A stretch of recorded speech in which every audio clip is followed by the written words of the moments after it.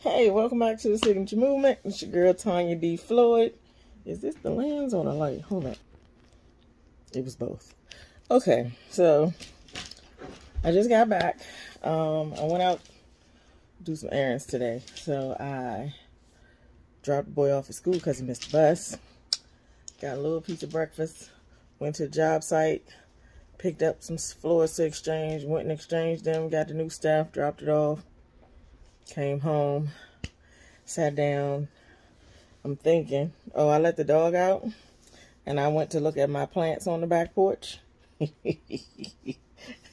Before I could get back to the door, he was running back up the steps into the house because it's 90 degrees outside. Or 92. Something like that. But no, he wasn't playing them games at all. Made myself a hair appointment for the day. I made it a couple of days back. I wasn't thinking though because it's 90-something degrees outside and the back of my hair going to look like this probably again by tomorrow. Yeah. God knows what my roots are doing under this cap. We're just going to pray on that.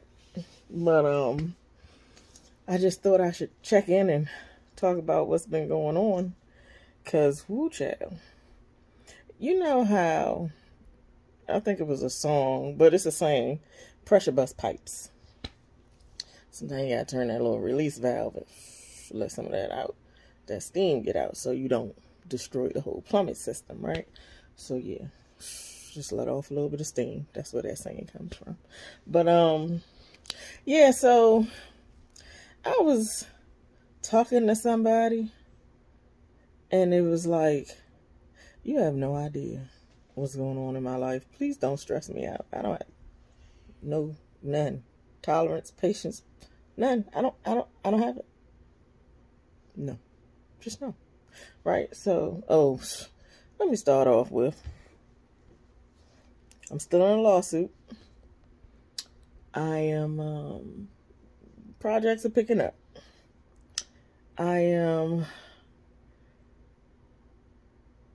My grandboo came early, 2 months early. He was a preemie, but not like a little tiny preemie with all the very many tubes. He had some stuff, some monitoring and some tubes going on, but he's not sickly. He's very healthy. He's kind of tall. It looked like he was ready to go home. But, they got to monitor and check out a few things. So thank God he's okay. He's coming home soon. Like within the next week, he'll be home. Yay, grandboo coming home. Like 1 week, literally 7 days after the gender reveal, he came at 32 weeks. Nobody was ready for that.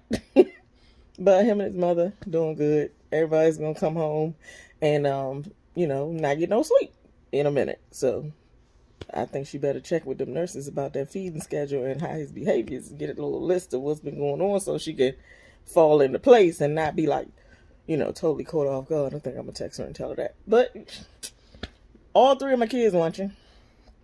All three.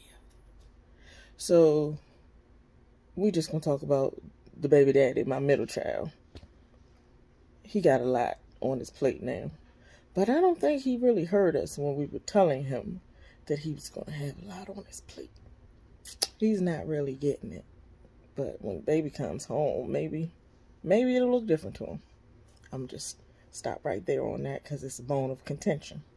12-year-old still lunching.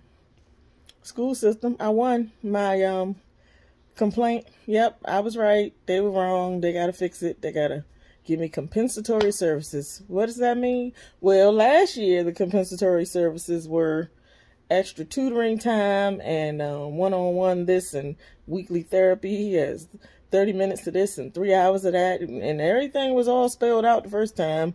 And I still ain't get it. So I'm just stacking my papers at this point. So when I file my real complaint with whoever, I don't know. I'm going to just... Whenever I figure out how to do the thing next, I'm going to do the thing next. But yeah, I'm going to just keep stacking it up because, again, I'm thinking they're not going to be able to accommodate what we're supposed to have. So I got to ask some different questions of some different people. But he's still tripping. He's going into that 13 strong with the crazy. Okay. We're not going to talk about the oldest child at all because I think I'll be losing sleep because that one just makes me exhausted. I've been reading up on this phenomenon with the daughters that throw all their anger at their mothers because the father ain't there. It's 27 years. We not 13. I don't know why it's happening right now. Maybe she's stressed and she gonna give it all to me. I don't know. But that's all we're gonna say about that. Yeah, other than that, I mean, I've been in a drought. I haven't really worked since December. So, had a couple of little projects in March and April. Not like a big profit type. Good help is really hard to find. Let me tell you about these laborers. There's different categories of laborers. You got your general contractors who do everything, and they got the licenses and the permits and they got the license and the insurance and the bond and this and that, right? That's who you want when you want to do some real big stuff that you need to pull a permit for. But for small things, you want to change out your floors or paint something or this and that. Technically in Maryland, there's certain lines that you can cross and it's considered home improvement and they supposed to be licensed technically. But you can get somebody who's just very skilled and you ain't got to pull a permit for none of that. So I don't even understand the rule, but forget about it. Just, you got to know what they can do in order to know if you can hire them for that thing or not. Don't worry about that.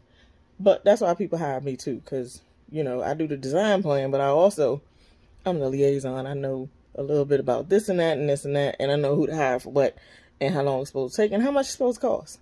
So yeah, you want me on your team for that. I'm your advocate. You my client. I'm going to make sure you get what you need. I'm going to make sure it's right. And I don't care if they're mad at me. However, I'm going to tell you, it's hard to find good help right now because A, they don't really want to work with me. Not just because I'm me, but because, you know, like, take for instance this one guy. We came 5 years. We did a whole bunch of good, successful projects together, right? But now he's starting to get his own projects, and he don't really have time for me. Not to mention, he ain't got to listen to me on his projects no more. He can do whatever he want to do. Even steal some of my ideas and take pictures and say, "Ooh, look what I did," because we did it together, right? You still not going to be able to nail them details like Tanya D. Floyd. But go ahead. It's fine. Do what you do. Sell yourself.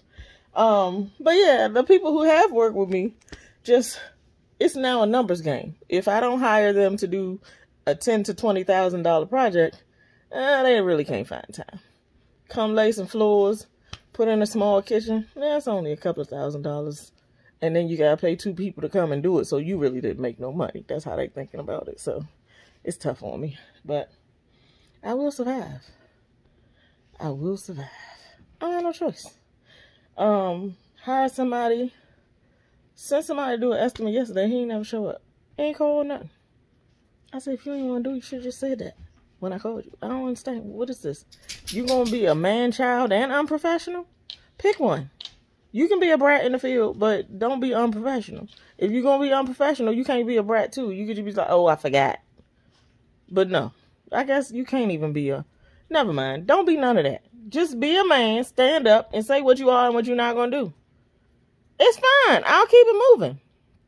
I'm going to go on the Thumbtack app like customers do all the time, and I'm going to read the reviews, and I'm going to look at your rating, and I'm going to call you and ask you some key questions and let me know if you know what you're talking about when you answer my question. Everybody don't know what to ask them, but I do. So I could pick me some people up like that, because this is crazy. Why we got to keep fighting like... I don't know. But good help is really, really hard to find out here right now. So, if you ain't spending 20 grand, they pretty much don't have time for you. You're going to take a long time to get them to come do your estimate. You're going to have them say, I'm not doing no quotes for real. This is what I'm going to charge for it. Take it or leave it. They don't even care if you want to talk to other people because they really don't have time. You know it's booming out here right now.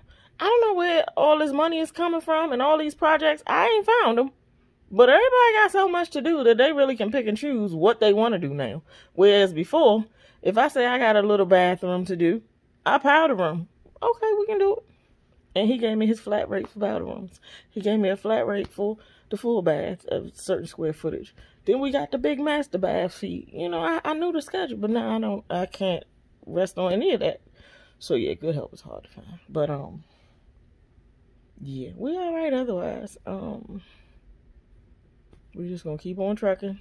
I just wanted somebody in here to know who, A, listen to your mother.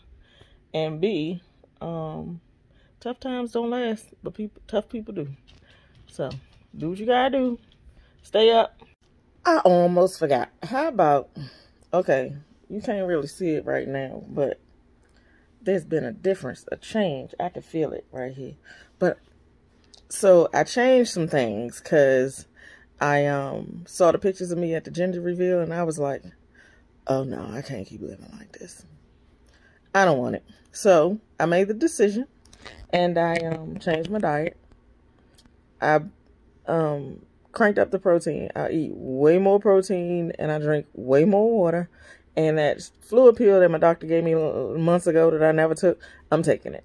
And in 2 days, I've noticed a lot of difference. I don't feel the pressure no more. I walked up the stairs and didn't die. I I walked the whole store today and didn't get short of breath or anything. But that fluid was my nemesis. I didn't want to do the synthetic thing, but yeah, I took the little fluid pill and it don't send me every 5 seconds. It just, I don't know, seems like it's more efficient and effective when I do have to go. I don't know.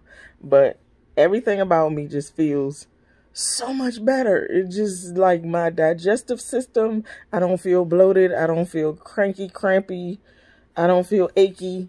I'm still moving a little slow because, you know, I still got a lot of weight on me. But I can't live like that. I don't want it. And I think the time will tell in my face first. But eventually, all the rest of me, look at this dog, gave him a bath. This hair is out of control. But yeah, all the rest of me gonna be like I want it to be. So we're gonna see. But yeah, I had to change that. So for me, more protein, more water. I cut out the bread. I don't really eat bread. Let me think. I mean, I wasn't really a bread and pasta fan before, but like I minimize it in comparison to the protein and the healthy fats like the olive oil and the avocado. So, and I haven't had dairy.